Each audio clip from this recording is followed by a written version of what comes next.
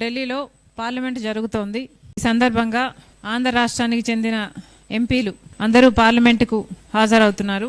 TDP అయితేనేమి, జనసేన అయితేనేమి, YCP అయితేనేమి, బీజేపీ అయితేనేమి అందరూ కూడా ఎంపీలు పార్లమెంట్ సమావేశాలకు హాజరవుతున్నారు. కానీ ఒకసారి ఎందుకు హాజరవుతున్నారు అని ప్రశ్నించుకోవాల్సిన అవసరం ఉంది.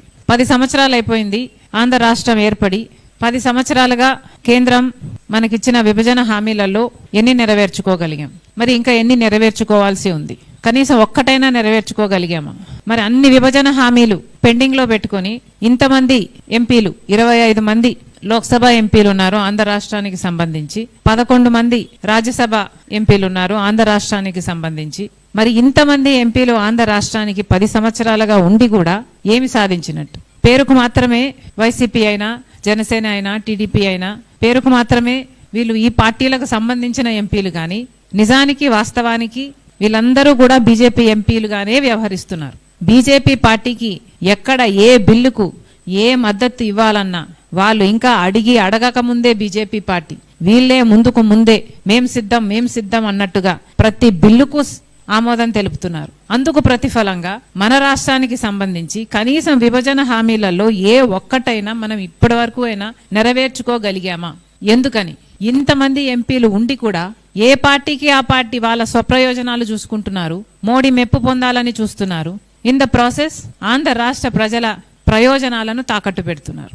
ఎందుకని? ఆంధ్ర రాష్ట్రానికి సంబంధించి ఇంతమంది ఎంపీలు ఉండి కూడా 10 సంవత్సరాలు అయింది మన రాష్ట్రం ఏర్పడి, 11 సంవత్సరాలు అయింది యాక్చువల్లీ మన రాష్ట్రం ఏర్పడి. మరి మనం ఏం సాధించుకున్నట్టు? చంద్రబాబు గారు ముఖ్యమంత్రిగా ఉన్నా అదే బీజేపీతో పొత్తు పెట్టుకున్నారు. జగన్మోహన్ రెడ్డి గారు ముఖ్యమంత్రిగా ఉన్నా జగన్మోహన్ రెడ్డి గారు అక్రమ పొత్తు పెట్టుకున్నారు. బహిరంగంగా ఆ పొత్తులు కనిపించినా కనిపించకపోయినా వీళ్ళందరూ కూడా తొత్తులే. బీజేపీ పార్టీకి తొత్తులుగా మారారు. బీజేపీ పార్టీకి ఆంధ్ర రాష్ట్ర ఎంపీలు ఏ పార్టీకి చెందిన వారైనా కూడా ఈరోజు రబ్బర్ స్టాంపుల్లా మారిపోయారు. బీజేపీ చేతిలో కీలు బొమ్మల్లా మారిపోయారు. ఒక్కటంటే ఒక్క విభజన హామీ గురించి కూడా ఒక్క పార్టీకి చెందిన ఒక్క ఎంపీ కూడా మాట్లాడడం లేదు అంటే మీకు ఎందుకు ఓట్లేసినట్టు? ప్రజలు మిమ్మల్ని ఎందుకు గెలిపించినట్టు? మీరు ఢిల్లీ వరకు పార్లమెంటుకు ఎందుకు వెళ్తున్నట్టు? ఎందుకు హాజరవుతున్నట్టు? ఒకసారి ప్రశ్నించుకోవాల్సిన అవసరం ఉంది. ప్రత్యేక హోదా ఎంత ముఖ్యమో మిగతా రాష్ట్రాలకు వచ్చిన రాష్ట్రాలు ప్రత్యేక హోదాతో వేల కొద్ది పరిశ్రమలు వచ్చాయి. మరి ప్రత్యేక హోదా 15 సంవత్సరాలు కావాలని చంద్రబాబు గారంటే మోడీ గారేమో 10 సంవత్సరాలు ఇస్తామని అధికారంలోకి రాకముందు మాటిస్తే, మరి అధికారంలోకి వచ్చి 11 సంవత్సరాలు అయినా మోడీ ప్రధానమంత్రిగా 11 సంవత్సరాలుగా ఉండి కూడా ఇంతవరకు కూడా ప్రత్యేక హోదా మనం సాధించుకోలేదు అంటే మరి ఈయన మోడీ అనాలనా, కేడీ అనాలనా? కేడీ అనడంలో తప్పేముంది? ఆంధ్ర రాష్ట్ర ప్రజలకు నిజంగానే మోసం జరిగిందా లేదా? ఇది వాస్తవం అవునా కాదా? ప్రత్యేక హోదా ఇవ్వమన్నారు, అయినా ఏమీ మాట్లాడలేదు. ఆ తర్వాత ప్రత్యేక హోదా సంజీవినినా? ప్రత్యేక హోదా కాకుండా 70,000 కోట్లు స్పెషల్ ప్యాకేజ్ తెచ్చుకుందామన్నారు. 70,000 కోట్లు స్పెషల్ ప్యాకేజ్ ఏ మూలకు సరిపోతుంది? అసలు మనకు అన్ని వేల పరిశ్రమలు వస్తే, అన్ని బిడ్డలకు అన్ని ఉద్యోగాలు వస్తే మనకు జరిగే అభివృద్ధి ప్రత్యేక హోదాతో అయితే కనీసం 5 లక్షల కోట్ల విలువ చేసే లాభం ఉంటుందని ఆ రోజుల్లోనే అంచనా వేశారు. మరి అలాంటిది 70,000 కోట్లతో స్పెషల్ ఎకనామిక్ ప్యాకేజ్ ఇస్తామని ఒప్పుకోవడం దుర్మార్గం కాదా? ఇప్పటికైనా చెప్తున్నాం, రాహుల్ గాంధీ గారు 10 సంవత్సరాల ప్రత్యేక హోదా ప్రామిస్ చేశారు. కాంగ్రెస్ పార్టీ అధికారంలోకి వచ్చిన వెంటనే అది అమలు చేస్తుంది. కానీ ఈ లోపల కూడా మన ఆంధ్ర రాష్ట్రానికి చెందిన ఎంపీలందరూ కలిసి ప్రత్యేక హోదా మీద నిలదీయాల్సిన అవసరం ఉంది. ప్రత్యేక హోదా మీద తాడో పేడో తేల్చుకోవాల్సిన అవసరం ఉంది. చంద్రబాబు గారు సమాధానం చెప్పాలి. ఎందుకు కూటమికి మీరు మద్దతు ఇస్తున్నారు? ఎందుకు బీజేపీకి మీరు మద్దతు ఇస్తున్నారు? ఈరోజు మీ మద్దతు లేకపోతే అసలు కేంద్రంలో బీజేపీ, మోడీ ఉండే పరిస్థితే లేదు.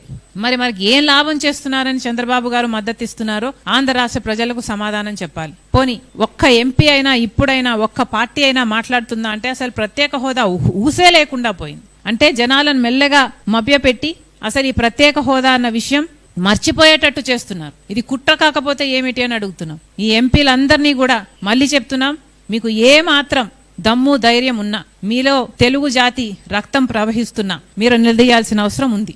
మోడీని నిలదీయాల్సిన అవసరం ఉంది. ఎంతైనా ఉంది. తాడో పేడో తేల్చుకోవాల్సిన అవసరం ఉంది. ఒక ప్రత్యేక హోదా గురించి అట్లా అంత అన్యాయం చేస్తున్నా మాట్లాడటం లేదు. ఇక పోలవరం చూస్తే మొన్న పార్లమెంటులో 41 మీటర్లకే కుదిస్తూ కొన్ని నిధులు విడుదల చేస్తున్నామని చెప్తే కనీసం ఒక్క ఎంపీ అయినా, ఒక్క పార్టీకి చెందిన ఒక్క ఎంపీ అయినా మాకు 41 మీటర్లలో కాదు 45 మీటర్లలోనే పోలవరం కావాలి, అలా అయితేనే ఇది గ్రావిటీ బేస్డ్ ప్రాజెక్ట్ అవుతుంది అని ఒక్కరైనా మాట్లాడారా? బీజేపీ కుట్ర పన్నుతుంది 25,000 కోట్ల రూపాయలు R&R ప్యాకేజ్ మిగిలించుకోవడం కోసం. వీళ్ళందరూ కూడా భాగస్వాములయ్యారు. మిగతా పార్టీలు అందరు ఎంపీలు కూడా ఒక్కరంటే ఒక్కరు కూడా మాట్లాడలేదంటే మరి వీళ్ళు ఎంపీలుగా ఉండి ఏం లాభం? పోలవరంలో నుంచి ఆ జీవమే తీసేస్తున్నారే, ఇది అన్యాయం కాకపోతే ఏమిటి? మళ్ళీ చెప్తున్నాం, ఇప్పటికైనా ఈ సమావేశాల్లోనైనా ఎంపీలందరూ కలిసి పోలవరం ప్రాజెక్టు 45 మీటర్లలోనే మాకు కావాలి అని డిమాండ్ చేయాలి, నిలదీయాలి. మోడీ గారిని నిలదీయాలి, పార్లమెంట్లో సమయం అడగాలి, వీటి గురించి మాట్లాడాల్సిన అవసరం ఉంది.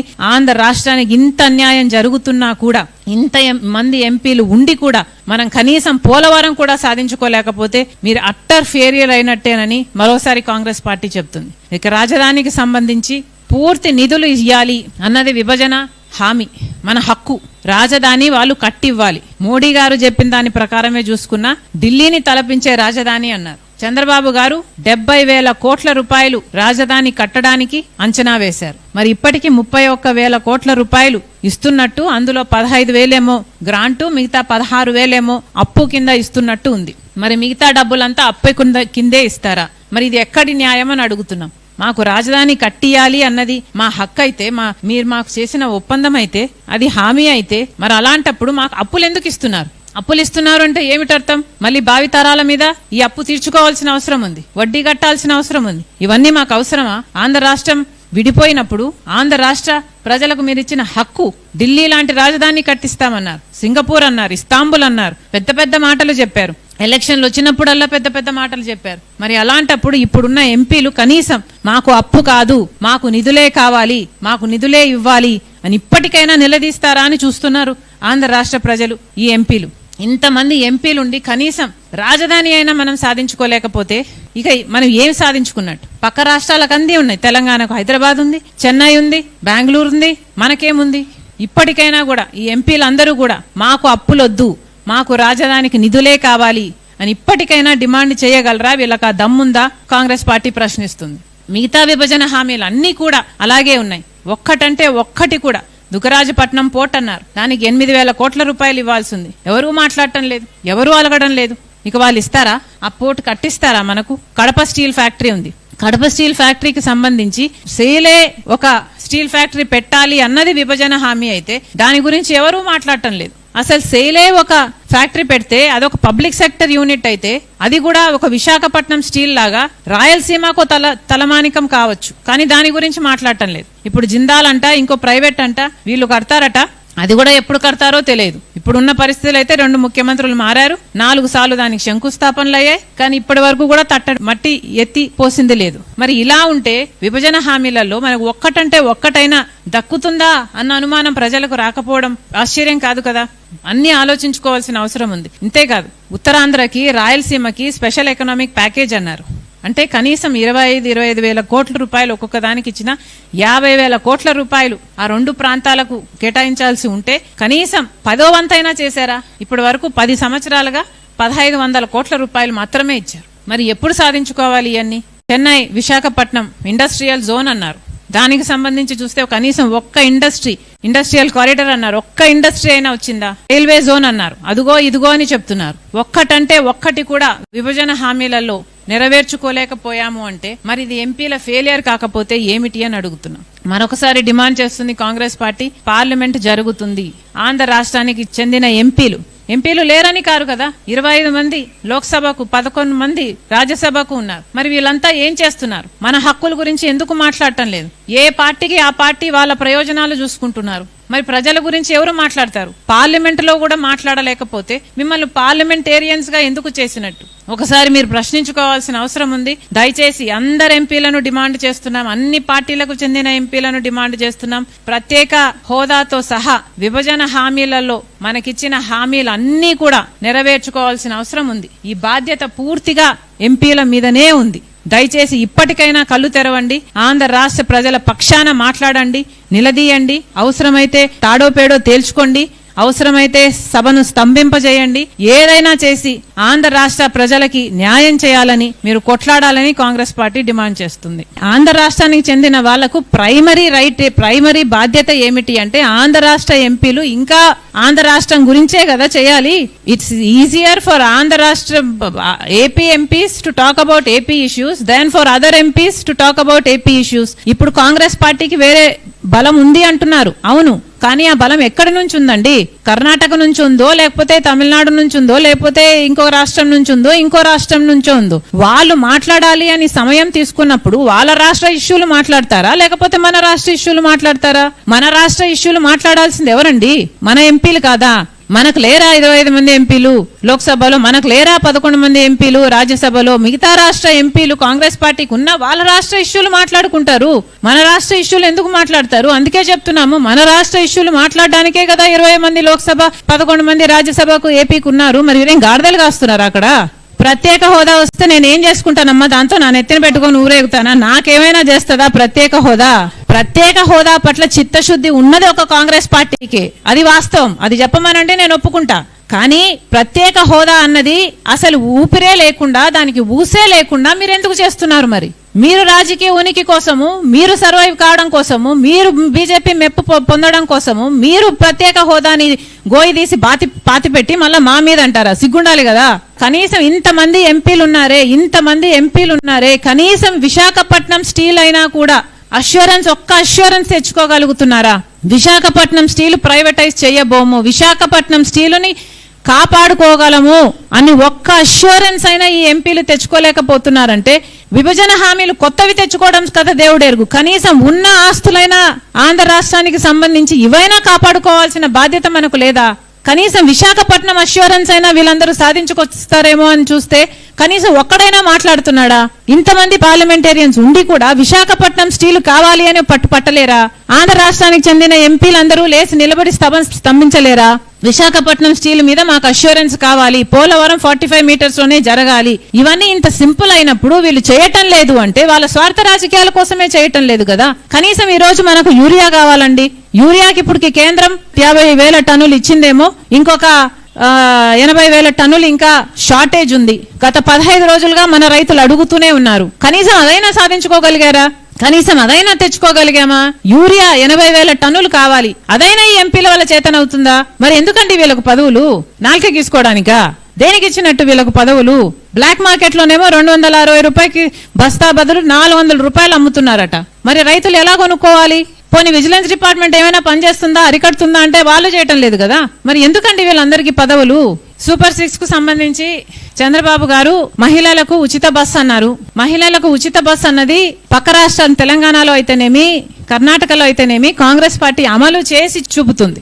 మరి అలాంటి పథకానికి కూడా చంద్రబాబు గారు ఎన్ని సాకులు వెతుక్కుంటున్నారో చూడండి. కనీసం సంవత్సరం అయిపోయింది, ఇప్పటికీ కూడా ఉచిత బస్సు మొదలు కాలేదు. అది ఆగస్టు 15th కు చేస్తామంటున్నారు, ఎంత మటుకు అవుతుందో తెలియదు. ఒకవేళ చేసినా కూడా దాంట్లో కూడా మళ్ళీ మహిళలకు సంబంధించి ఇంటర్ డిస్ట్రిక్ట్ అయితే అది కవరేజ్ చేయము అంటున్నారు. మోస్ట్ ఆఫ్ ద విమెన్ 16 లక్షల మంది మహిళలేమో ప్రతిరోజు బస్సులలో ప్రయాణిస్తారు. వాళ్ళందరికీ 0 టికెట్ ఇవ్వాల్సిన అవసరం ఉంది. ఆ 0 టికెట్ మీద కూడా మళ్ళీ చంద్రబాబు గారు స్టాంప్ వేసుకుంటారట.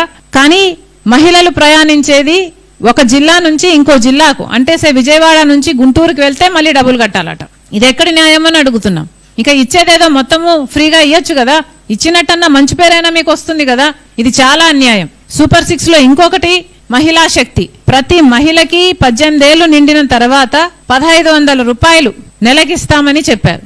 సంవత్సరానికి 18,000 రూపాయలు ప్రతి మహిళకు ఇస్తామని చెప్తే అది చాలా పెద్ద బడ్జెట్టే. కానీ కనీసం ఆ మాత్రం క్యాలిక్యులేషన్ మీరు చేసుకోలేకపోయారా? ఎన్నికలప్పుడు మీరే కదా ఊదరగొట్టారు, ప్రతి మహిళను మేము శక్తివంతురాలని చేస్తామని. మరి అలాంటప్పుడు ఎంత ఖర్చు అవుతుందో మీకు తెలియదా? ఇప్పుడు రాష్ట్రాన్ని అమ్మేయాలి, ఆ పథకాన్ని అమలు చేయాలంటే అని మీ మంత్రులే మాట్లాడుతున్నారు అంటే, దానికి P4 తో లింకు పెడుతున్నారు అంటే మీ అసమర్థతే కదా. P4 తో లింకు పెడతాము అని మీరు ఆ రోజు చెప్పలేదు కదా. ఈ రోజేమో P4 కేమో దాతలు ఉంటే డబ్బులు వస్తాయి, దాతలు లేకపోతే డబ్బులు రావు. అంటే ఆ పథకం అమలు కాదు. దాదాపు 2 కోట్ల మంది మహిళలకు అమలు కావాల్సిన పథకం కనీసం 1,80,000 మహిళలకైతే అమలు కావాలి కదా. మరి ఇప్పుడు మీరు అన్నిటికీ లింకు పెడుతున్నారు, P4 కు లింకు పెడుతున్నారు, రాష్ట్రానికి అమ్ముకోవాలి అని మాట్లాడుతున్నారు అంటే మీకు ఎంత చిత్తశుద్ధి ఉన్నట్టు?